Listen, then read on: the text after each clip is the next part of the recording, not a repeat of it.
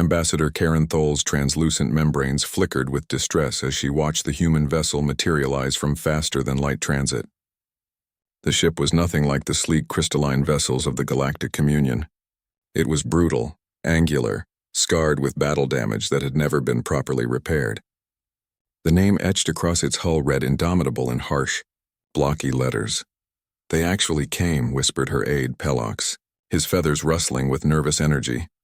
Karen's throat sac pulsed uncertainly. 3 cycles ago, in desperation, she had sent the distress beacon to every corner of known space. The Kruthax swarm had already consumed 17 colony worlds, and the Communion's defense fleets had crumbled like dried leaves. When the only response came from a species the Communion had deliberately avoided contact with, the humans of Earth, inhabitants of a Class 12 Deathworld, she had nearly deleted the message, but desperation made fools of even the wisest diplomats. The docking tube connected with a metallic clang that made Karen flinch. The airlock opened and Captain Rhea Lawson strode onto the station with the easy confidence of a predator in its prime. She was tall by Communion standards, her frame packed with dense muscle that seemed excessive for any civilized species. Scars traced pale lines across her exposed forearms and her eyes. Those forward-facing, binocular predator's eyes scanned the reception chamber with unsettling intensity. "Ambassador Thol," Lawson said, extending a hand in the human greeting Karen had researched. The ambassador extended her delicate appendage cautiously and tried not to recoil at the crushing strength barely restrained in the human's grip. "We received your distress call. Tell me about the swarm."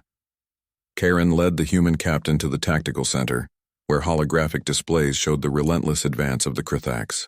The insectoid species had evolved on a high-gravity world and possessed exoskeletons that could withstand most Communion weapons. They moved in coordinated swarms of millions, overwhelming defenses through sheer numbers and savage efficiency.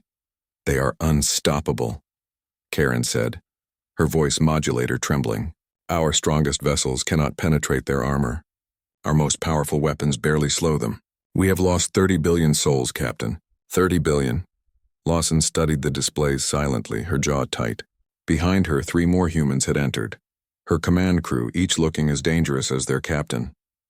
One was checking a device on his wrist that Karen realized with horror was some kind of weapons system. "Their exoskeletons can withstand temperatures up to 800 degrees Kelvin," Karen continued. "They communicate through pheromones, making them immune to our disruption technology.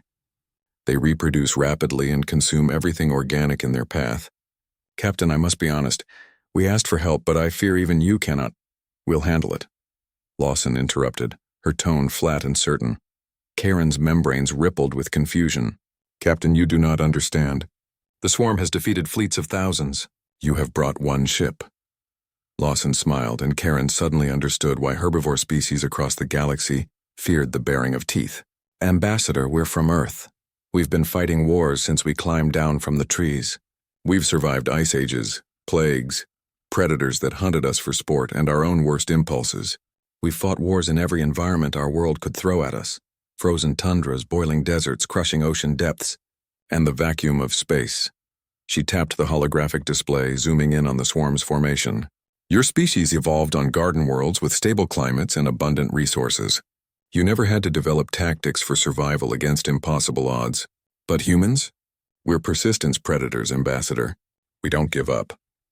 We don't back down. And we sure as hell don't let bugs push us around." Over the next 20 hours, Karen watched in mounting disbelief as Captain Lawson orchestrated what the Communion had deemed impossible. The Indomitable didn't engage the swarm directly. Instead, it deployed thousands of autonomous drones, cheap, expendable, and carrying something the Communion had never considered weaponizing. Fire. Not energy weapons that the Kruthax could absorb. Not kinetic projectiles that bounced off their shells. But actual combustion. White phosphorus, thermite, napalm. Ancient human weapons that burned at temperatures far exceeding what the swarm had evolved to withstand. The drones dove into the swarm's formations like suicidal insects themselves, and suddenly space was filled with thousands of burning Kruthax, their coordination collapsing as pheromone trails were incinerated. "They're panicking," Pelox whispered, watching the tactical display. "The swarm is actually retreating." But Lawson wasn't finished. She deployed biological weapons next. engineered viruses designed to attack the Krithax's specific genetic structure, spreading through their densely packed formations like wildfire. The humans had analyzed the swarm's biology from Karen's data and created a targeted plague in less than a day. "This is horrifying," Karen breathed, watching millions of Krithax die in ways the Communion had never imagined. Lawson turned to face her, and for the first time, the ambassador saw something other than confidence in the human's eyes. Weariness. Regret, even. But no hesitation. "You asked for help, Ambassador," Lawson said quietly.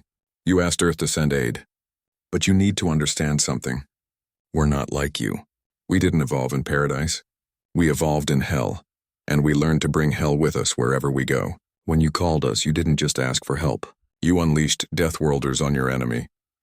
She gestured to the display where the swarm was now in full retreat, their formations shattered, their numbers decimated. "We'll save your worlds, Ambassador. We'll push the swarm back beyond your borders and make sure they never threaten the Communion again. But you need to ask yourself, are you more afraid of them or of us?" Karen Thal looked at Captain Rhea Lawson, at the scars in the Predator's eyes and the casual way she discussed extinction-level tactics, and realized the truth. The Communion had opened a door they could never close.